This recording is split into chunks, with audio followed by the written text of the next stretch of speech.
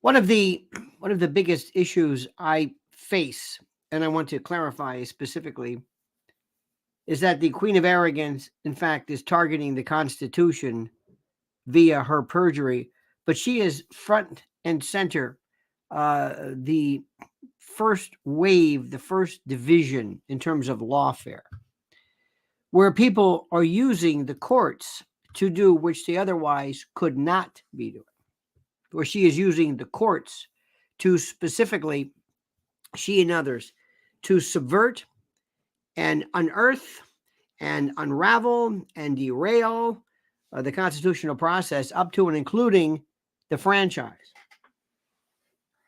That's what this is about. Going after Rudy Giuliani for libel, going after Mike Lindell and Fox and others for daring to question.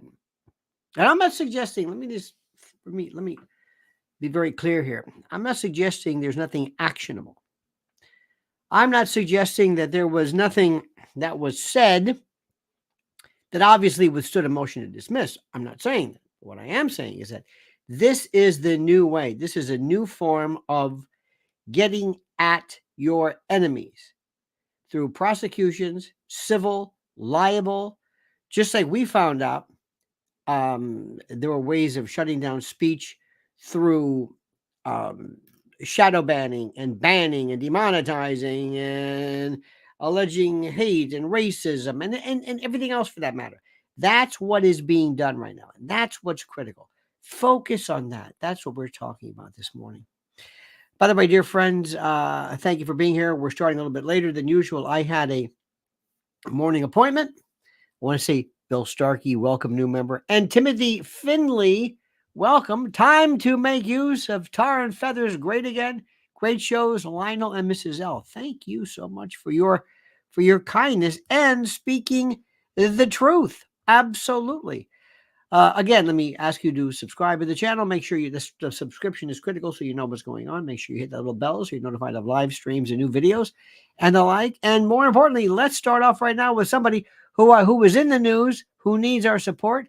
And by the way, you need his incredible products. Well, it is time yet again, my friends, to hail and salute our great friends at mypillow.com. And if you use promo code Lionel, you'll get a free gift. No purchase necessary. And yes, I know, a free gift. It's a tautology, so sue me. But first, please listen. What are we talking about here? Down comforters, flannel sheets, Giza Dream bed sheets, My Pillow 2.0 sheets, slippers, percales, towels, quilts, bedspreads, mattresses, mattress covers, mattress toppers, linens, kitchen towels, bathrobes, name it. Literally name it. Items to help you luxuriate and relax. And they're monster sellers. Slippers, my slippers. That's right, slip-ons, moccasins. Think about it. What do they do at My Pillow? They make things real soft and plush and comfy. How perfect. Now here's the link. MyPillow.com, promo code Lionel, or MyPillow.com /Solidus or Virgil /Lionel, or call 800-645-4965. And watch how fast Mike answers the phone. MyPillow.com, promo code Lionel, simply and absolutely the best. Now, my friends, why it is fun, and has been fun, obviously, to point out the hysterically bombastic and incredible antics of one Fani Wilson. By the way, you must focus on what is happening in addition. If you want to see the next level, the next person is Tiffany Henyard. Tiffany Henyard is the mayor of Dolton, Illinois, a little town. She is by far, in terms of just, I mean, if take Fani Willis, take this contemptuous behavior and the like, and have it multiplied by some inordinate factor, have her also recognize the fact or speak to the fact, this is very important, have her speak to the fact that she makes Fani Willis look like Indira Gandhi. Wait until you see this one. That's all I'm going to say. Wait until you see Tiffany Henry. If you just enjoy this absolutely bombastic, rude behavior, she is the best. But recognize what this is, and this is still important. And it's kind of fun and everything. You know, it's been argued that we are not really in charge of our elections. The CIA is, DOJ, FBI, the various DAs and U.S. attorneys. And sad to say, because of this litany of folks like, remember James Comey and Peter Strzok and his girlfriend, Letitia James, Alvin Bragg, Fani Willis, and a host of deep state, shadow government, psyops, and lawfare, all of this, we simply cannot trust the system. And if we question it, we're called racist. And the most incredible is this example of blatant lawfare, is the Democratic-controlled deep state in Fulton County, Georgia. This absurd trial just blows. You can't believe it's still going on. And by the way, many people say that's really one of the best cases they have against Donald Trump because they're using a racketeering theory behind this. Now, this Democratic DA is basically prosecuting Trump on what amounts to a phone call that he made, quote, looking for 11,000 whatever votes, not to be created, not to be stolen, not to be, just to be found. Al Gore was doing the same thing. Remember after the 2000 elections, they were arguing, they had the hanging Chads, the pregnant Chads, the Chad Everetts, all of these. I mean, they had to go to the Supreme Court. You talk about holding it up, delaying this. One could have argued, oh, these are specious claims, but it was a different story then. And by the way, the deal was made for Al Gore. Would you like to be a carbon billionaire? Ta-da. And then we have, as the case developed, then we find out this clown. I mean, she's a clown, but then you've got the clown's clown. This is Nathan Wade. This overpaid former, I guess, paramour. And he's never, apparently people have looked at anything which indicates that he would have been necessarily equipped to handle something of this complexity. And I was reading, somebody was perusing his website. It says he does contract law, family law, personal injury, criminal defense. And there was this one line that I read. Someone said that his website said, our firm prides itself in working with the most prestigious corporations in Georgia. Has he ever tried a felony case, a complicated case, a racketeering case? Have you ever? Why would he be selected? Well, I think we know why. Now, he also has a lot of this cash. And this cash, this is so incredible. I know it's a black thing. I recognize that. Fanny's father said, "Oh, it's a black thing." Yeah, I know. That's the thing. That's the story. Mr. Floyd said this. We have to accept this. We have to accept this fact that it's just something that black folks do because of his instance years ago when they wouldn't take his American Express. And he was able to, you remember this, John Clifford Floyd. And he also made it very, very clear that this forever changed his life. And he wanted to make sure that his daughter knew that she should always have cash. And this degree of utter and absolute nonsense was actually promoted, and it was allowed to be said without any fear of any recrimination, any kind of problems. Don't worry about it, because Mr. Floyd and Fani, you can say whatever you want. This is Fulton County. You can just say you got cash. I mean, nobody knew that you could lie this much. Nobody knew. So what's interesting, they went to, what was it, Belize and Aruba, and they had cruises, and they could go to wine tastings, and she's paying $400, $500, $700. She also said later on she doesn't have checks. What do you mean you don't have a checking account? I never see anything like it.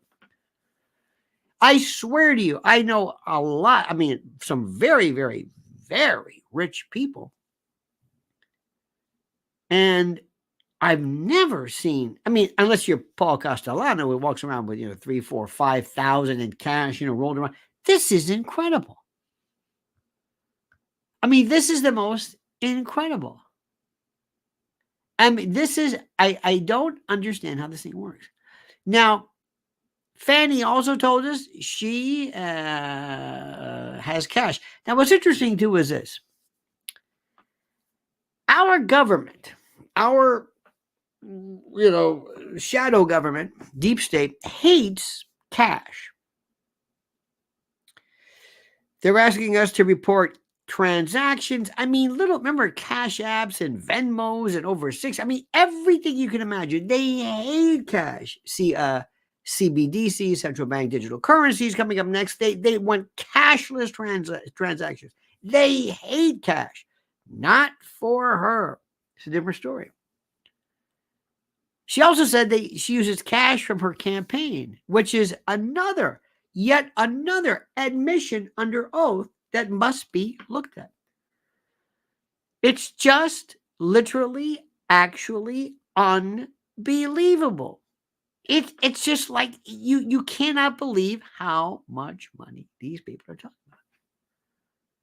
And how many people do you know who have this fortune, this nice little nest egg net worth of over $8 million on a government salary? And I'm not even sure she has a checking account, because I don't do checks. Okay, fine. I mean, how did this happen? Yeah, I mean, just you got to ask the question: How does this? Where $8 million? Did you see they said the amount of gold she has on stand and acres? And I mean, what is going on here? Every time we turn around, the only person who loses money at this is Donald Trump. These public servants, these people who supposedly are doing the best I can to do the people's work. You've got McConnell and Fauci and Chuck Schumer, Biden, of course, the Biden crime family. You've got Pelosi. These people go in there now. Willis, they go into office, and their net worth just balloons on government salaries. How does this work? And yet they want you and me to account for every little stupid thing you can imagine. It's the most incredible thing. And then sometimes they'll have another lie that makes you wonder, why are you lying about this? What do you think of people who are, I guess they're in their 50s, maybe in the 50s?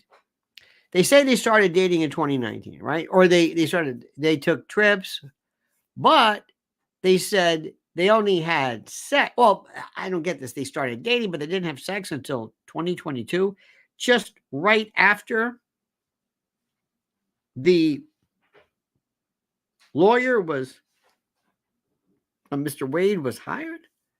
Do you look at those crew? Lord, look at that crew and ask yourself, do you really think, does that make any sense? Does any of that make even remotely any sense? These folks, do you think they held up? They saved themselves? I mean, there is nothing credible about anything she has said. Let me say this.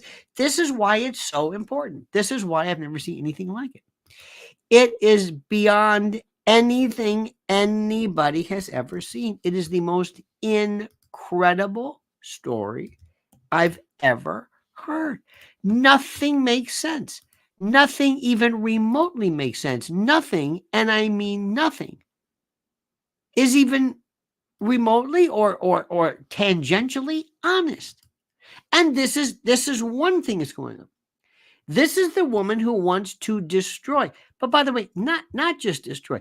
We're not talking Letitia James. We're not talking about, fining him in a civil case. We're talking about somebody who was applying basically an organized crime, kind of a Gambino crime family action against Donald Trump to destroy him and have him face criminal, carceral exposure. And if you ever see her, if you watch, you think you have seen Arrogance. Again, there's nobody like that. Letitia James doesn't act. She speaks in a very interesting, way, but she's the AG, and she gives the old, Donald Trump is not above the law. Okay, fine. These two, well, Henyard is just off the charts. They are going to burn her.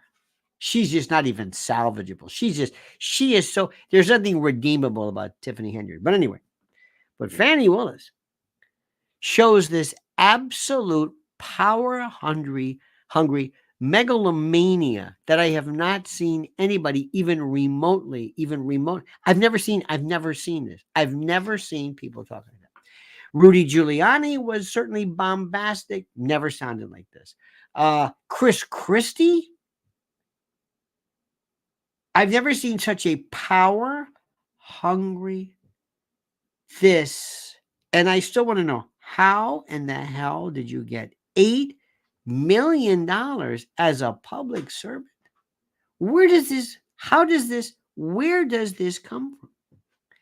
And nobody questioned it. Just because you declare your assets as a public figure doesn't mean that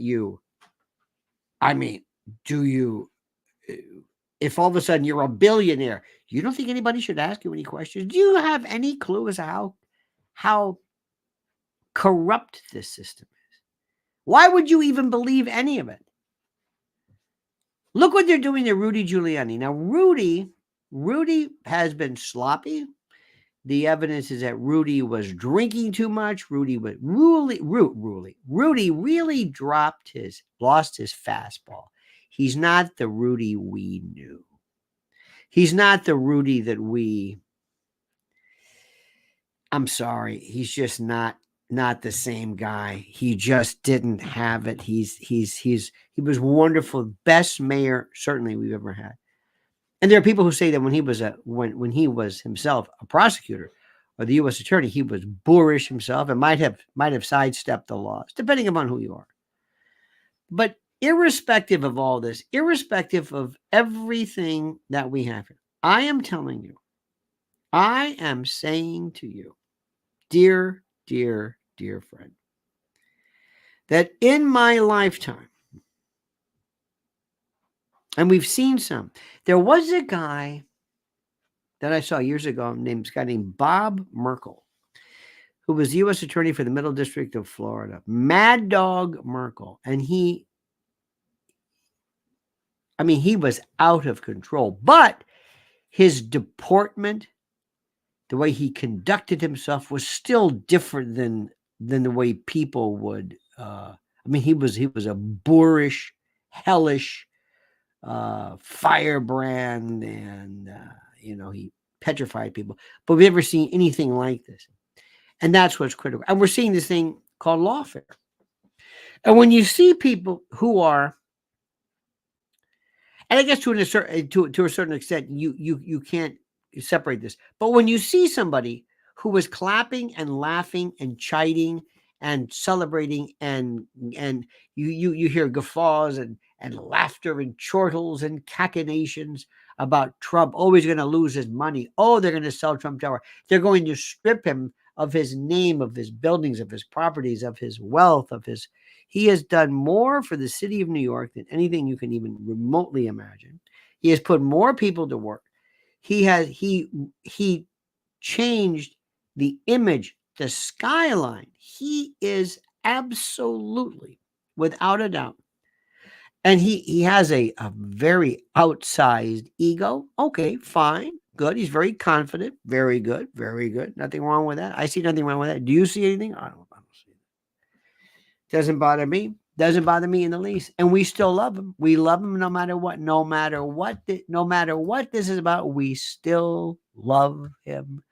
He was still the best president I've seen, I think, in my lifetime, who did so much to change things so fast.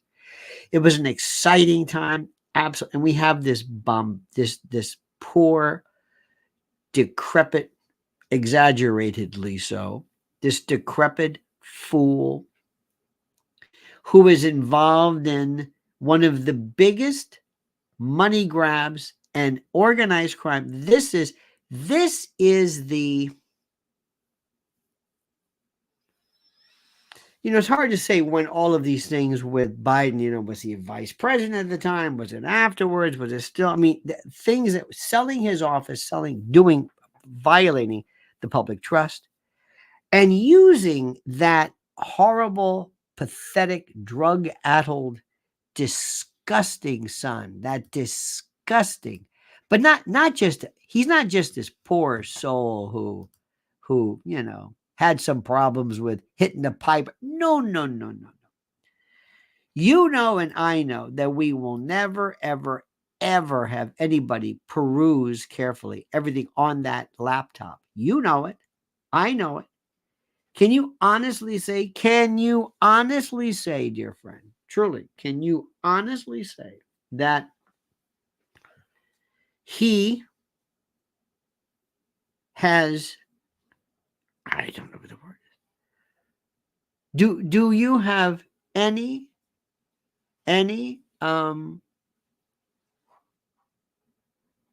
confidence that that laptop was looked at carefully to make sure there's no pictures of children or small animals or petting zoo inappropriate? No.